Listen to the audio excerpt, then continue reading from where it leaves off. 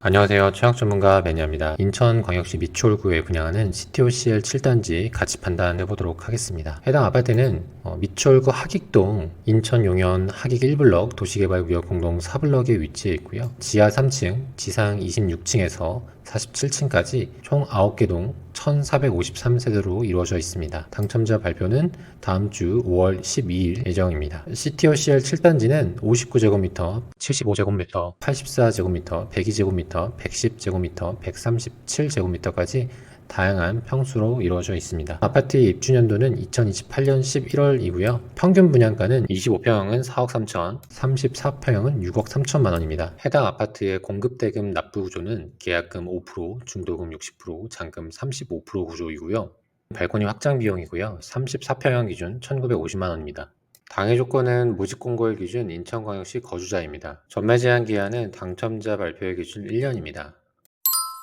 입지를 살펴보도록 하겠습니다. 인천광역시 미추홀구에 위치해 있습니다. 인천광역시는 각 구마다 각기 특징이 조금씩 나뉘는데요. 계양구와 부평구 같은 경우에는 서울에 맞닿아 있다 보니 서울로 출퇴근하려고 하는 분들이 매매나 임대로 많이 거주를 하고 계시고요. 그리고 연수구, 그 안에서도 송도, 신도시는 서울 접근성은 떨어지지만 학군지로서 강세를 지니기 때문에 아이를 키우는 많은 부모님들이 초등학교 고학년이거나 중고등학교 때 많이 전학을 가는 곳이기도 합니다. 이번에 분양하는 CTOCL 7단지가 해당 위치에 위치하고 있습니다. 작년에 CTOCL 6단지가 분양을 해서 완판이 됐고요. 134단지는 최근에 입주까지 마친 상황입니다. 그리고 송도역 주변으로 레미안 센트리폴이 분양을 해서 완판이 됐고요. 거래량이 많은 아파트를 찾는다면 인하대역 바로 앞에 있는 인천 SK 스카이뷰 아파트가 그에 해당이 됩니다. 인하대역을 기점으로 해서 활성화된 상권이 과거에는 인하대역 후문이었습니다. 사실 정문은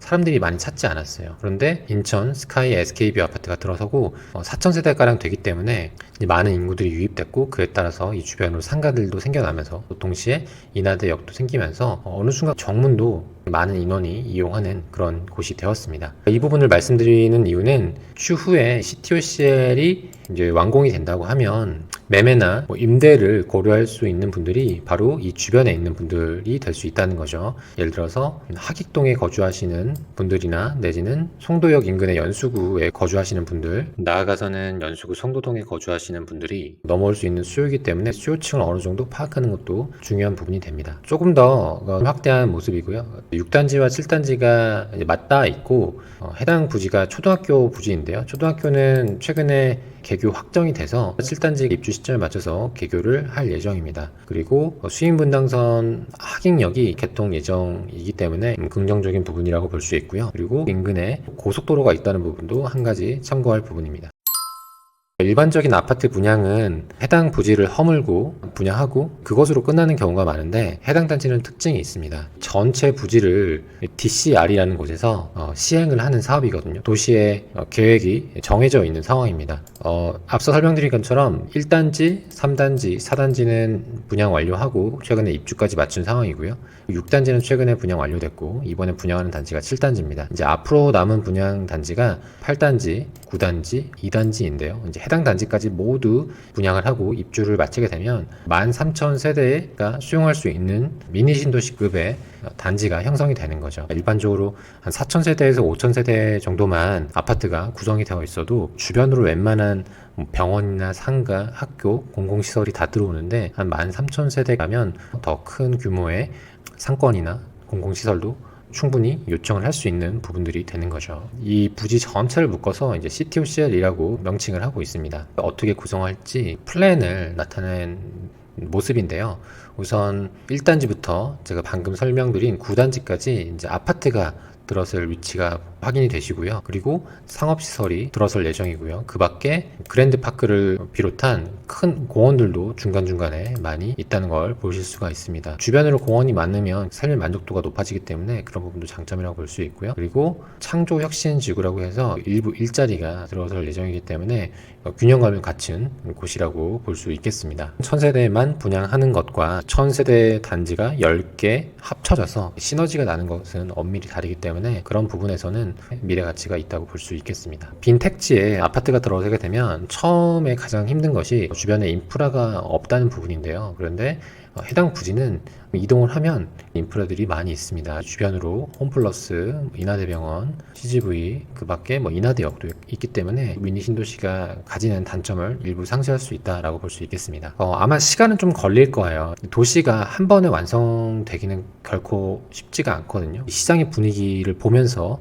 하나 둘씩 또 사업을 진행하기 때문에 만 세대라는 규모를 다 채우기까지는, 이 주변이 다 완성되기까지는 아마 시간이 걸릴 겁니다. 그래서 그 부분은 꼭 기억을 해 두셔야 되고, 이 도시가 다 완성이 된다면 화면에서 보시는 것처럼 이러한 조감도의 모습이 그려진다는 거죠. 주변으로 공원과 아파트 단지, 상업시설 이런 것들이 채워진다면 미추홀구나 연수구 일대 구축에 살던 분들은 자연스럽게 또 시선을 충분히 돌릴 수 있지 않을까 생각이 듭니다. 투자하시는 분들이 가장 기대하는 부분이 아마 해당 부분이지 않을까 싶습니다. 이 하객역에서 한 정거장 이동하면 송도역이 있거든요. 현재는 수인 분당선만 이용할 수 있지만 앞으로 추가로 예정되어 있는 노선이 있습니다. 인천발 KTX, 월곡 판교선이 호재 때문에 송도역 바로 옆에 있는 레미안 센트리폴 같은 경우에는 조금 더 높은 분양가임에도 한 번에 완판이 됐죠. 두 가지 교통 호재가 얼마만큼 빠르게 진행이 될지가 송도역과 하객역 일대 아파트들 시세를 좀 이끌어갈 가장 중요한 부분이라고 볼 수 있겠습니다. 그리고 이제 학교 부지가 6단지 바로 앞에 7단지 길 건너에 있었는데, 이번에 용현 하객이 초등학교 개교 확정이 돼서 초품화 단지가 되었습니다. 네, 지금까지 인프라에 대해 설명드렸다면 이번에는 상품에 대해서 조금 더 구체적으로 보도록 할 텐데요. 조감도의 모습입니다. 이곳이 이제 7단지이고요. 기존에 분양했던 6단지 모습입니다. 뒤편으로는 8단지고요. 입주했을 때 나름의 또 쾌적함을 충분히 느낄 수 있는 그런 입지라고 보여지고요. 이렇게 701동부터 2, 3, 4, 5, 6, 7, 8, 9동까지 이렇게 9개 동으로 이루어져 있습니다. 향은 남서향 내지 남동향으로 못난이 향 없이 고루 배치가 되어 있고요. 그리고 이 초등학교 주변으로 있는 동들 701동, 702동, 703동이 아이를 안전하게 등하원 시킬 수도 있고 탁 트인 뷰가 확보되기 때문에 그런 측면에서 로얄동이지 않을까 싶고, 내지는 역과 가까운 705동이나 706동도 선호되는 동이지 않을까 생각이 듭니다. 내지는 조경이 잘 되어 있기 때문에 707동에 708동의 저층들, 이런 저층들도 나쁘지가 않거든요. 공급되는 타입이 상당히 많고 주력 평형은 34평입니다. 34평형 84A가 제일 많고 84B, 84C 세 가지 타입이 주력 평형이라고 볼 수 있겠습니다. 네, 다음은 동호수 배치도고요. 이제 동호수가 일률적으로 고층의 높이가 정해진 게 아니라 동마다 고층의 높이가 조금씩은 다릅니다. 가장 낮은 고층 높이를 봐도 26층이거든요. 26층도 사실 결코 낮은 층은 아니기 때문에 밖에서 보는 위압감, 그리고 단지들이 하나하나 참에 있어서 랜드마크의 이미지가 서서히 드러나지 않을까 생각을 해봅니다. 참고로 분양권 상태에서는 고층의 물건들이 선호가 되는 경향이 커요. 참고하시면 좋을 것 같습니다. 706동, 707동, 708 동호수 모습입니다. 펜트하우스가 702동과 709동에 각각 배치되어 있는 걸 볼 수 있습니다. 다음은 평면도입니다. 주의할 부분 중에 하나가 이 59, 25평형은 기본 타입이 판상형이 아니라 이면 개방형입니다. 이 부분은 좀 주의를 하셔야 되고요. 그리고 색깔 입혀진 이쪽이 이제 포함되는 동입니다. 역에서 조금 더 가까운 곳에 배정이 된다. 네, 신혼부부들이 많이 25평을 찾기 때문에 그런 의미에서 여기에 많이 배정이 되지 않았나 생각이 듭니다. 31평형이고요. 이제 706동, 5동에 배정이 되어 있고 포베이 판상형 맞동풍 구조이고요. 다음으로는 84A 포베이 판상형 맞동풍 구조입니다. 물량이 많기 때문에 대부분의 동에 배정이 된다고 보시면 되겠습니다. 다음으로는 84B입니다. 여기는 포베이 판상형 구조입니다. 수납이 강화된 구조로 꽤 넓기도 해서 주거 만족도가 높겠습니다. 네, 대부분의 동에 이렇게 배정이 되어 있습니다. 그리고 84C는 타워형 또는 이면 개방형이고요. 타워형이라고 해도 창문이 곳곳에 있고 수납 공간도 많아서 잘 나온 평면입니다. 142세대이고 해당 동에 배정이 되어 있습니다. 대형 평수인데요. 102제곱미터는 41평형인데요. 포베이 판상형 맞통풍 구조이고요. 여기 주력이 84 타입이기는 한데 40평대 대형도 선호도가 있을 것 같아요. 요즘 정비 사업에서 지어지는 평형이 중소형이 많아서 희소성 측면에서 괜찮을 것 같습니다. 709동, 702동에 배정되어 있습니다. 그리고 102B 타입이고요. 포베이 판상형 맞통풍 구조이고요. 삼각형 튀어나온 부분이 궁금해서 문의를 했는데 별도로 사용하거나 할 수 있는 부분은 아니고 배관이 지나가는 자리라고 합니다. 그냥 이 부분은 없다라고 생각하셔도 될 것 같습니다. 701동에 이렇게 배정이 되고요. 그리고 110제곱미터는 701동이 배정이 되고, 보통은 발코니 확장하면 앞과 뒤로 해서 이제 서비스 면적이 확장이 되는데, 여기는 3면이 서비스 면적이 있고 이 부분이 확장이 되기 때문에 나중에 입주하고 나서 보신다면 굉장히 공간이 넓다라는 것을 인지하실 수 있을 겁니다. 큰 강점이고, 그리고 701동에 배정이 되어 있습니다. 마지막으로 137P 타입이고요. 이제 펜트하우스입니다. 두 세대가 있고 702동과 709동 탑층이 하나씩 있습니다.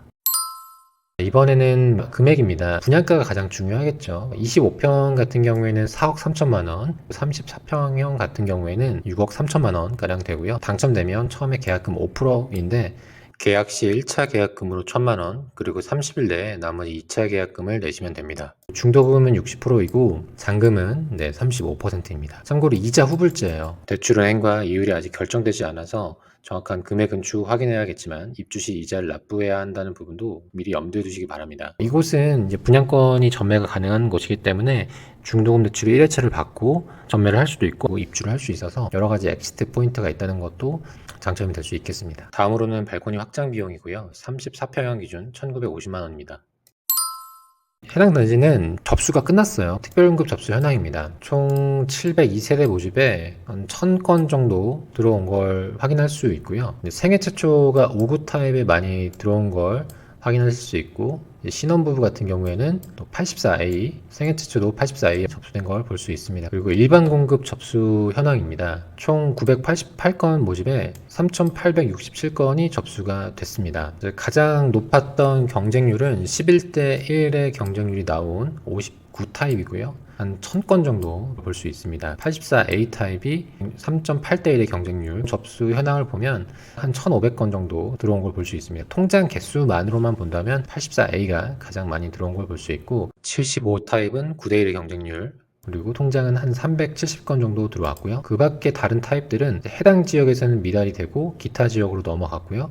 84제곱미터 초과 물량들은 102A 타입만 미달 경쟁률이 나왔고요. 두 세대가 모집하는 펜트하우스 같은 경우에는 13대 1의 경쟁률이 나온 걸 확인할 수 있습니다. 작년에 분양했던 레미안 센트리폴이나 CTOCL 6단지만큼의 경쟁률은 아니지만 주력 평수만 놓고 봤을 때는 나쁘지 않은 접수 결과라고 볼 수 있겠습니다. 마지막으로 결론을 내보려고 하는데요. 제 영상을 보시는 분들이라면 당첨이 됐는데, 내지는 예비 당첨이 됐는데 해당 단지를 계약할까 말까 아마 이 고민을 하시는 분들이 이 영상을 참고하지 않으실까 생각이 듭니다. 최근에 우리가 분양했던 단지 중에 레미안 센트리폴 같은 경우에는 34평이 한 7억 초중반 정도의 금액으로 분양을 했거든요. 그럼에도 높은 경쟁률로 마감이 되고, 사실 저는 개인적으로 센트리폴보다는 이 CTOCL이 더 낫다고 생각합니다. 이 부분은 어떤 영상에서든 동일하게 말씀드리고 있는 부분이거든요. 왜냐하면 현장을 가보신 분은 아시겠지만 좀 휑한 느낌이 드는 것도 사실이에요. 또 인프라가 부족하기 때문에 호불호가 나뉠 수 있는 입지라고 저 개인적으로는 생각이 드는데, 그리고 빠르게 교통 호재가 완공이 되지 않는다면 그런 부분에 있어서 또 영향을 많이 받을 곳이라고 생각이 드는데, 반면에 여기 CTOCL 같은 경우에는 혹여 지하철 호재가 늦어지다 하더라도 주변으로 하객동이나 주안, 또 밑으로 연수까지 구축에 살던 분들이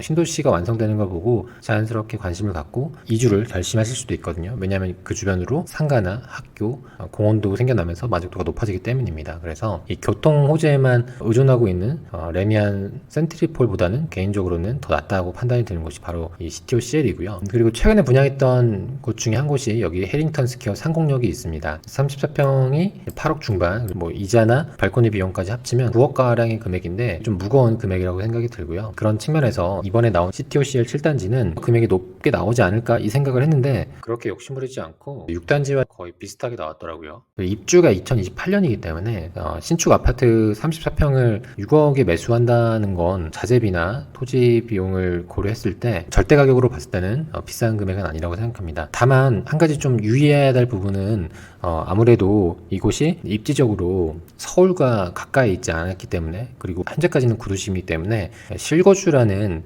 그러한 카드까지 있으신 분들 위주로 접근하셔야 나중에 보유를 하면서도 불안감이 없으실 것 같아요. 그래서 그렇게 높은 금액은 아니라고 생각하기 때문에 입주 시점까지 고려한다면, 그리고 도시가 완성되는 부분까지 기다릴 수 있는 부분이라면 미래 가치가 있는 곳이라고 생각이 됩니다. 그리고 송도역 인근에 지하철 호재나 내지는 이 주변으로 또 빠르게 다음 단지가 분양하고 또 완판이 된다면 자연스럽게 해당 단지도 또 프리미엄이 붙고 자연스럽게 분양권 상태 엑시트도 할 수 있으리라 생각이 듭니다. 분양권을 투자하고자 하는 분들이라면 주력평형인 34평 타입을 하는 것이 좋을 것 같고, 초등학교 인근이나 고층 위주로 접근하는 것이 합리적인 선택일 것 같습니다. 오늘 제가 준비한 CTOCL 7단지 분석 영상은 여기까지고요. 본 영상은 외부의 지원을 받아서 제작된 홍보 영상이니 참고하시길 바라겠습니다. 네, 오늘 영상은 여기까지고요. 다음에 좋은 영상으로 찾아뵙겠습니다. 감사합니다.